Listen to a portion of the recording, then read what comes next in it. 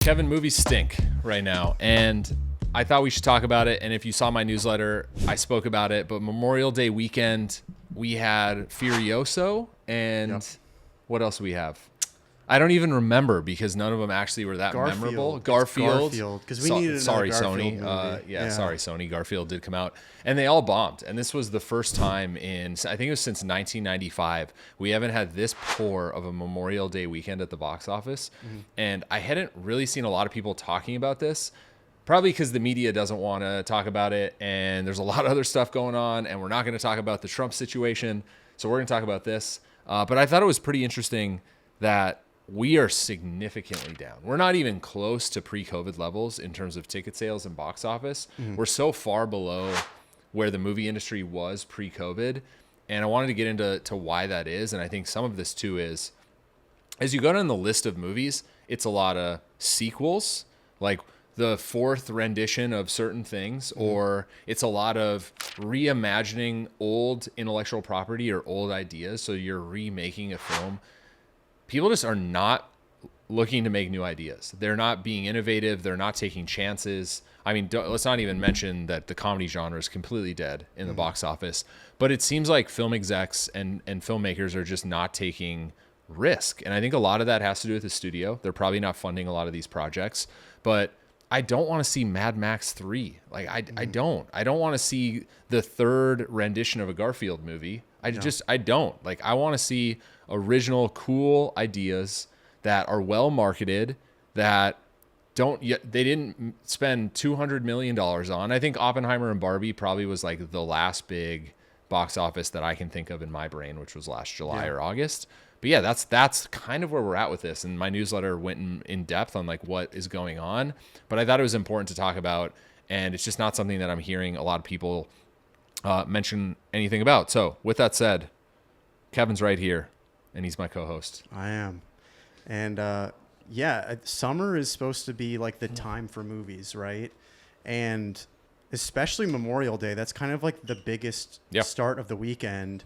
And looking at kind of the rest of the films for the year, it's like these were supposed to be definitely Furiosa is supposed to be one of the bigger movies this year. We have, Bad Boys coming out, Despicable Me 4. Which, yes, Despicable Me 4 is probably going to do well. Yeah. But all the previous movies have been bangers. Yeah. So it's, and Illumination doesn't put out bad films. They don't make a lot of films. So you're cool with like, Despicable Me 10, but certain ones you don't. I agree with I'm kind of fine with animation if the previous animations are really good, like Toy Story 3, Toy Story 4. It becomes when the movie didn't really need a sequel. Like did some of these movies that are coming out need a sequel? I understand the Avengers and Endgame and Infinity War. I went to every single Marvel movie in theaters in 2020, 2021, 2022. But then the climax kind of ended with Endgame, which I think was like top 3 box office of all time. Number 2. And then the movies have just been abysmal ever since, but they keep pounding them down our throats. And I just don't think anyone wants them anymore. Yeah. And Disney and Marvel have just not really done anything about it. They just continue to make stinkers. And so, yeah, that's been a bit of my problem. But Despicable Me, I think, will do well.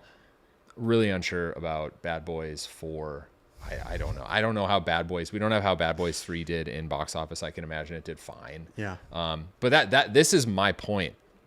They're bringing movie studios too. Exactly. Movie studios would rather make Bad Boys 4 or Fast and Furious 37 than make an original concept or idea that maybe is on a lower budget, that has a few actors and actresses that nobody knows. It's like Superbad, right? Like mostly unknown individuals in that movie. Studios are just not taking those risks. And I think it's because they are putting $60-70 million into a movie like Garfield, and they're like, at worst case, it's going to break even in the box office, which is an entire miss for us, but it's not that big of a risk.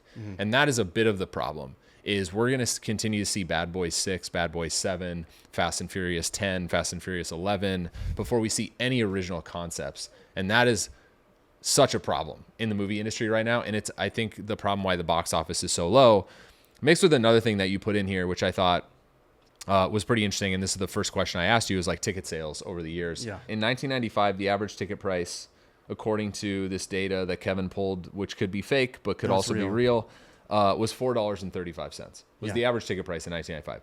The average ticket price now is almost $11. I bought tickets on Fandango a couple months ago. I'm pretty sure 2 tickets was like $40.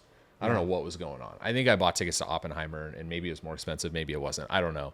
But if you take a family of 4 to a movie, it's $100. Then you have popcorn. It's getting quite expensive to go to the movie, and especially when people are sitting at home and you pay $10 to $12 a month for Netflix, you pay $10 to $12 a month for Disney Plus, you pay $10 to $12 a month for HBO Max. Like, you have all these things that you're already paying for, which people were paying for cable back in the day. But these streaming services are seen as premium, and they have new projects and films that are coming out and new TV shows on like a weekly basis. And so I think it's harder for families to take time to drive to the movie theater and actually go. Yeah. And so I think that's also something that's happening too, is like the ticket prices have went up, and people don't feel like they're really getting the value that they used to get going to the box office. I think too, like, it's hard to ignore, during the lockdown, a lot of, HBO Max, Disney Plus, they went day and date, which basically was like they released, the movie at the same time as the theatrical release would have been. And I think that people did kind of get used to that. I don't think it's enough to where people aren't, it's a huge impact on the movie scene. But I do think that it had some impact of like, do I want to spend that money, or do I want to go as frequently as I used to go? Like, there used to be all those movie passes too. And I feel like people have really like kind of dialed back on those too, because they're just like, I only really want to go see 3 movies. Like, there used to be people that would go see like 10 movies a year, every week, right? or every weekend, right? Yeah, I find myself saying this a lot, is when a movie comes out, everyone will ask me if I'm going to see it, and I'll go, no, I'll see it when it comes to streaming services. I think that's the other luxury too, is we used to buy the DVD. Like, you had to go buy a physical DVD to go watch Toy Story 2. Now it's like Toy Story 17 premieres in theaters, and then it goes directly to Netflix or Paramount, which like then you get it in 30 days or less. You don't have to go buy a $15 DVD at Walmart or Target and then watch it, right? So that's the other difference, is like the barrier of entry to actually eventually see the film is so low that I think I was gonna say decredits, but that's not an actual word. It doesn't put as much value on the theatrical system and going to an actual theater. Yep. And I think that's a big part of this. And then another thing that you pointed out in here is younger consumers prefer social media live streams to TV shows. Makes total sense. I think, my Friday night, if I'm not doing something, is filled with, scrolling on TikTok, watching YouTube videos. There's so much content on the internet and on your phone. That's like, most people don't need to go to a movie theater to be entertained. You can just turn on TikTok, and now I got Family Guy memes for 2 hours, right? So you don't necessarily have to go to a movie to be entertained. So it's all these things kind of compounding. But I am a firm believer it can come back. I just think we need some original projects, and we need original ideas. And we need to get back to like the bedrock of the theatrical system, and not this, movie number 7, movie number 8, redo Twister, which I'm sure will be fine. Sure. Because a lot of people probably don't remember the first Twister. I was very young. I mean, you weren't even born. I was probably born. Maybe you're 2 years old. I think I was like 9. To it, but yeah, that people don't probably remember the original Twister. But it's not a new idea. Like, it's been done before. Yeah. So. And that, you mentioned Gen Z. Like, Gen Z, they want something new, right? We'll put the stat percentage here, but like that's the percentage of Gen Z that wants something new. They're sick of seeing like the same tired IP. They'd rather see like smaller independent films like Raka Raka's Talk to Me. Talk to Me. Like that, I feel like that's the perfect case of like, that's what we should be seeing in film. Like, it's A24's best horror film, and their like 3rd best film overall, right? And that like came out of, I feel like so many, I saw so many TikToks of like younger TikTokers, definitely Gen Z, that were like raving about the movie, and I just don't see that the same way for like, most of the theatrical releases. Yeah, people want new stuff, and we're so ingrained in this culture of new content every single day that you don't really need to wait to watch something new there's so many videos being uploaded on a daily basis on TikTok and YouTube that if you log in an hour later on TikTok or YouTube, my homepage is completely different or my For You page is completely different. And so I think in our minds, we're so ingrained that everything has to be new, that when we just see the same old movie time and time again and just different sequels, like we're just not interested. Yeah. And so we'll see if this turns around. I honestly don't know. I think it's a lot on the studios. There's less buyers now. Yeah. The studio system is shrinking. I think in 15 years ago, there's a lot more buyers in Hollywood. Now it's, we have 3, 4, maybe 5, but most of them, like if you're Netflix, if you're selling something to Netflix, they're not putting it through theatrical. It's direct to Netflix. Yeah. They're not even using that system. Although I do think, what if Game of Thrones would have been in theaters a week before it would have went on HBO? So it's okay. How many episodes? I've never seen Game of Thrones, by the way. Oh, so this good. is. But how many episodes are there a season? 8, 9? I think some have like 10, some have like 11, 12. I think like they're more in the 11, 12. Okay, let's just say 10 for the sake of the conversation. 10 episodes of Game of Thrones, and they come out every Sunday, right? Yeah. Okay, so you're AMC and Cinemark. You now sell $100 pass, and every episode of Game of Thrones is going to come out Friday night in theaters, and you reserve your ticket. So for 10 weeks in a row, you get every single Game of Thrones in your hometown theater, and you get to pick your time.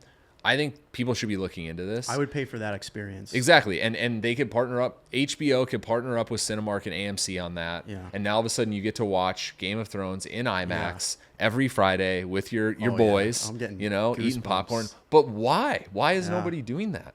I get that the streaming services are incentivized to get more subscribers, but they need to think more creatively about how they launch some of this stuff. And I do think the theatrical system is still a launching point and keeps things relevant. There's so many movies on, I'm not going to throw anyone under the bus, but on the streaming services that I've never even heard of. Oh, yeah. And usually if something hits in theaters, everyone knows about it. Yeah. So.